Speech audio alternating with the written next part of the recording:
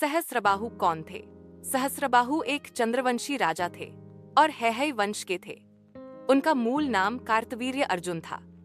उन्होंने भगवान दत्तात्रेय की कड़ी तपस्या करके कई वरदान प्राप्त किए थे, जिनमें सबसे महत्वपूर्ण था युद्ध के समय हजारों भुजाओं का बल प्राप्त करना।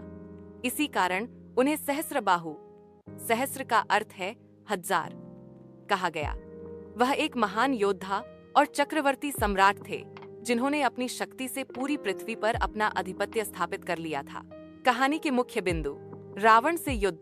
सहस्रबाहु अपने बल के अहंकार में एक बार नर्मदा नदी में स्नान कर रहे थे। उन्होंने अपनी भुजाओं से नदी का प्रवाह रोक दिया, जिससे नदी का जल पीछे की ओर जाने लगा। उसी नदी के तट पर रावण भगवान शिव की तपस्या कर रहे थे और पीछे आता हुआ जल उनकी तपस्या में बाधा डालने लगा। क्रोधित रावण ने जब सहस्रबाहु को ललकारा तो दोनों में भीषण युद्ध हुआ।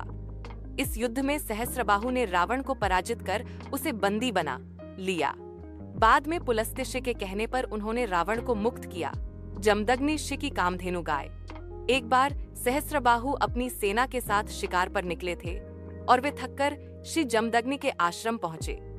श्री ने अपनी कामधेनु गाय के चमत्कार से राजा और उनकी पूरी विशाल सेना का भव्य सत्कार किया।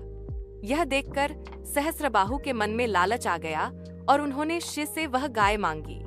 जब शिव ने मना किया तो राजा के सैनिकों ने बलपूर्वक गाय को छीन लिया और आश्रम में तोड़फोड़ मचाई। परशुराम से युद्ध और वध।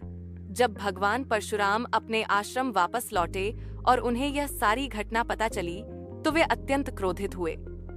उन्होंने अपने फरसे परशु के साथ अकेले ही सहस्रबाहु की पूरी सेना को नष्ट कर दिया। इसके बाद सहस्रबाहु और परशुराम के बीच भयंकर युद्ध हुआ। परशुराम ने अपने फरसे से सहस्रबाहु की एक एक भुजा काट दी और अंत में उनका वध कर दिया। सहस्रबाहु का वध होने के बाद उनके पुत्रों ने प्रतिशोध में श्री जमदग्नि का वध कर दिया, जिससे क्रोधित होकर परशुराम ने 21 बार पृथ्वी को क्षत्रिय विहीन करने का संकल्प लिया था।